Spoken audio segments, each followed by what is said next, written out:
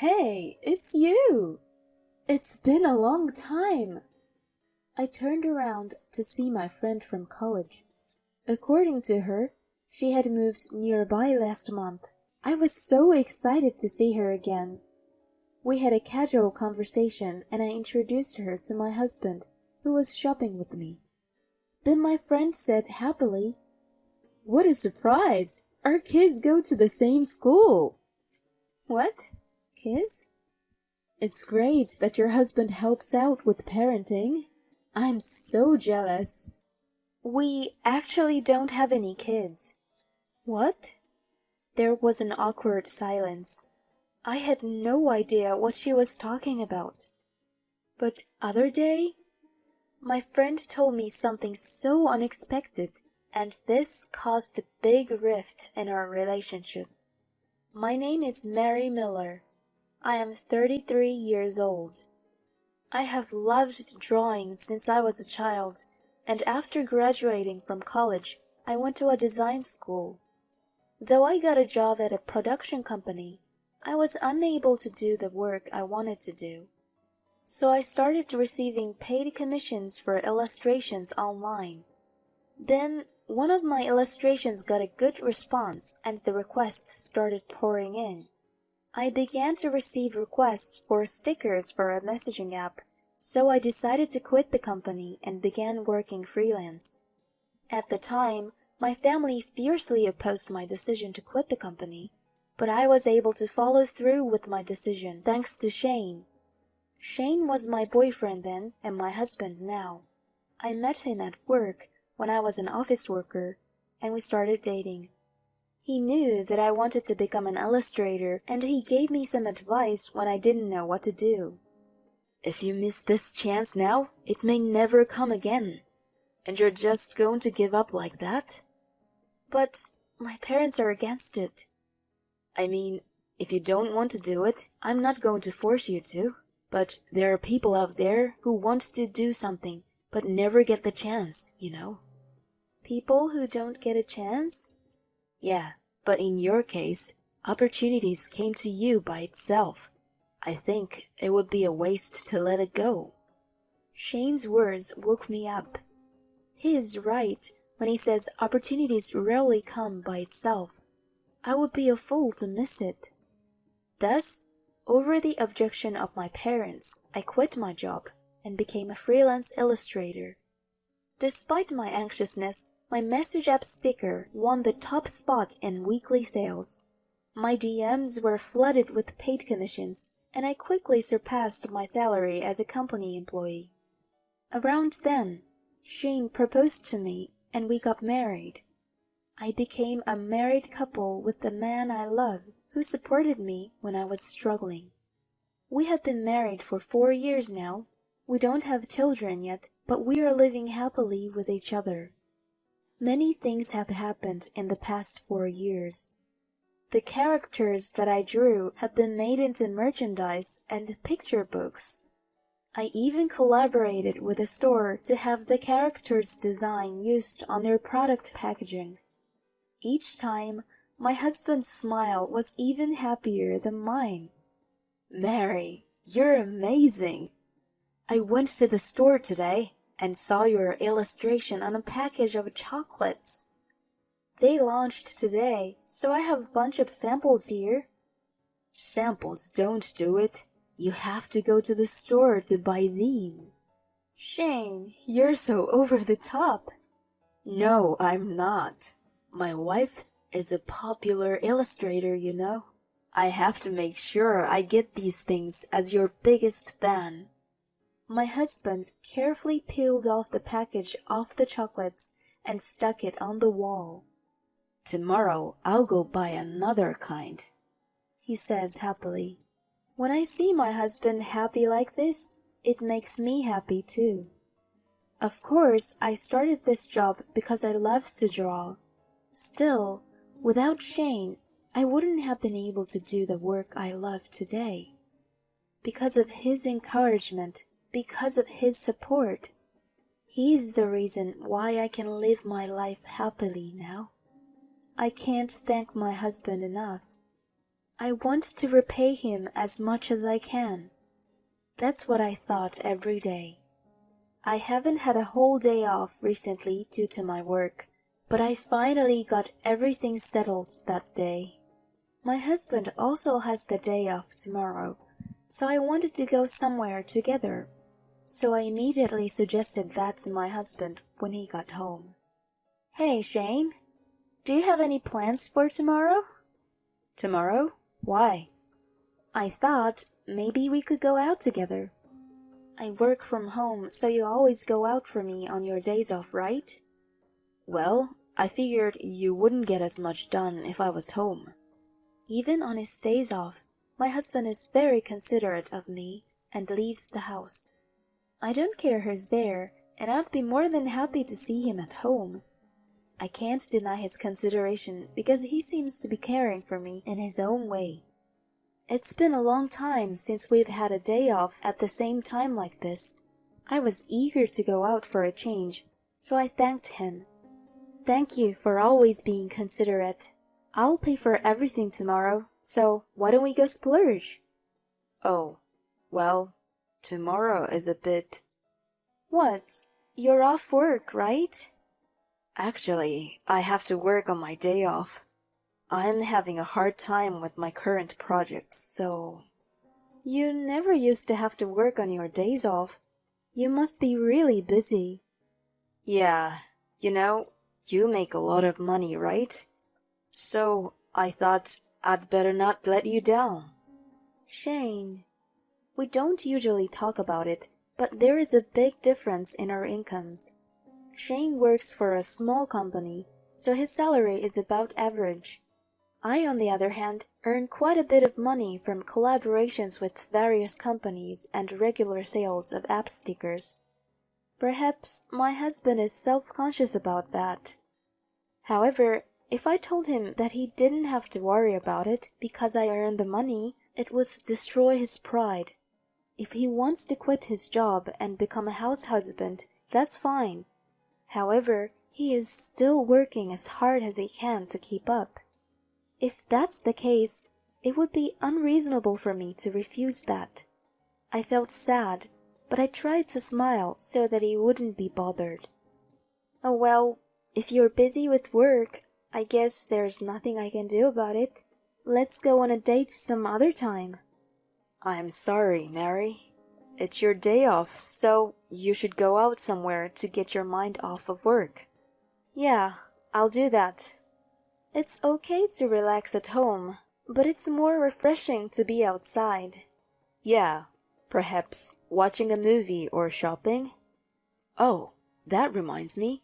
Can you get me a new wallet that'll suit me? My wallet is starting to tear. I'll pay you later. Okay, I'll get you a very stylish one.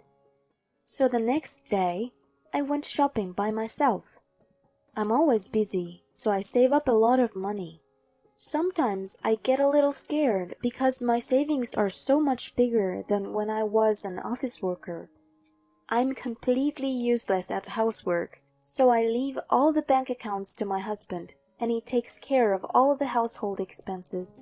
I use credit cards for purchases, so I only have the statements of what I have spent. The money is deducted from my account, so of course I don't bother my husband. On this particular day, I was looking for a wallet for my husband and found a perfect one. It was a bit pricey, but I was going to give it to him as a gift to thank him for always supporting me. Can I have this one, please? Can I get it wrapped as a gift as well? I'm just giving it to my husband. I just bought the purse he asked me to buy. Some may think that. But for me, even these small surprises are part of our communication as a couple. I hope he'll be happy. With this thought in mind, I went home. However, my husband didn't seem to come home, and after 10 p.m. I received a message that he would be working overnight. In the past, he used to call me when he was about to head home and have dinner with me, but recently, I feel like this is happening less and less. Is it just he works overtime and comes home late? Or is he just concerned about me? I felt an indescribable feeling. After that, we continued to miss each other, and the time we spent together decreased drastically.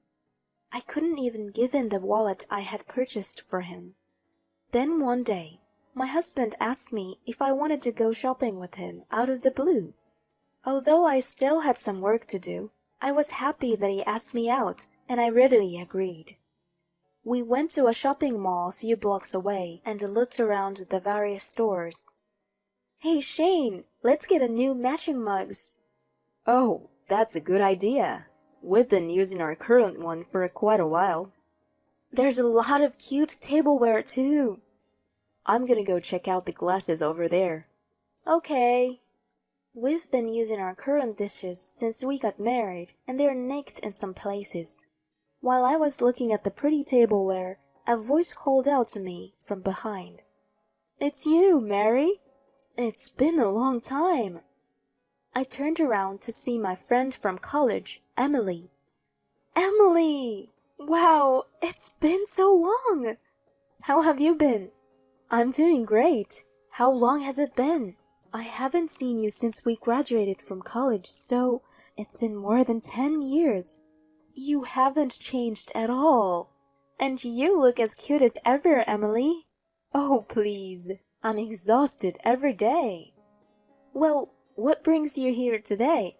I heard that you got married and moved to the East Coast with your husband." "My husband gets transferred a lot with work, so we actually moved here last month." "Oh, I see." I was so excited to see my old friend again, especially because I didn't have any friends nearby that I could meet so easily. "What are you doing here today? Are you here alone?" Emily asked me, just in time to see my husband coming this way. I called my husband and introduced him to her. "Emily, this is my husband Shane. I've told you about marriage, but we haven't had a wedding, so this is the first time you've seen my husband, isn't it?" My husband smiled at Emily and introduced himself. "Emily has a husband too, so we may be able to be family friends in the future." While I was imagining such a thing, she said happily, "What a surprise! Our kids are in the same school." "What? Kids?" The unexpected statement made me pause for a moment.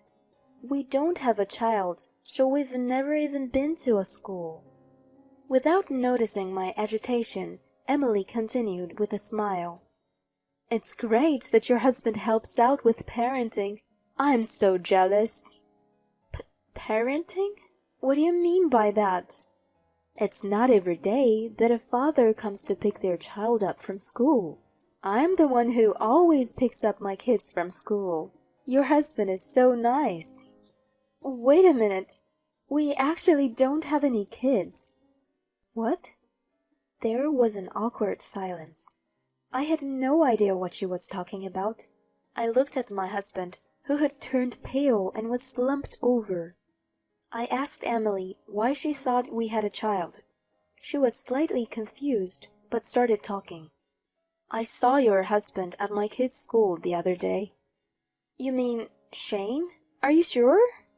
He was tall and good-looking, so he was getting a lot of attention from the other moms. He came to pick up a girl and left holding hands, so I thought, "We don't have kids yet. You sure you're not mistaken?" "I'm sure of it. I'm sure I'm not lying." "Then it appears to be true."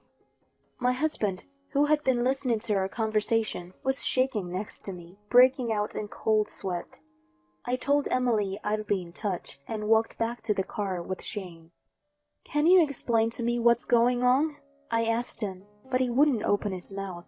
So I took his phone and started checking. My husband was yelling at me to stop the whole time, but it didn't matter anymore.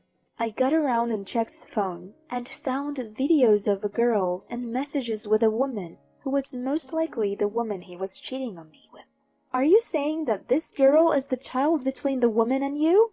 No, that's just her kid. But the girl in the video on your phone calls you Daddy, right? That's because I'm like a father to her. So does that mean the affair is true? And it's also true that Emily saw you at the school? I questioned him, and Shane nodded silently. At that moment, I felt more anger than sadness. I can't believe it. I can't believe that while I was working so hard, he was deepening his relationship with his affair partner and her child. I can never forgive him. I'll make sure he pays for this.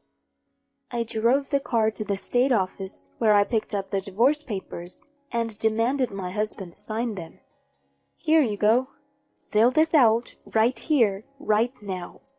Wait a minute. I have no intention to divorce you. What? Don't be silly. Do you think you can stay married to me after doing this? You betrayed me without a care in the world. Forgive me, please. It was just a little bit of a whim. I've only got intimate with her a few times. Believe me. It doesn't matter. You were with her child as a father, weren't you? At that point, it's impossible. That's disgusting. I trusted you. I even bought you a new wallet as a gift, and you trampled all over my heart. Mary, please, don't throw me away. I don't want a divorce. My husband was still half crying and would not sign the divorce papers. I got impatient and took him with me to my in-laws' house. When we arrived, I revealed everything in front of my in-laws. They were furious and ordered my husband to sign the divorce papers on the spot. I know he has a weakness for my father-in-law. My father-in-law is a strict man, and he would never tolerate anything unethical. After getting his signature, I stormed into the house of the unethical woman with my husband leading the way. Luckily, her child was at school, so the woman was home alone. When I asked her about the situation, I found it very hard to believe. Apparently, my husband lied about being divorced and contacted her. She was a single mother who was having trouble making ends meet, so he withdrew money from my account and gave her a large sum of money every month to support her. He lied to her that he worked for a major company and gave her money that he falsely claimed was his salary.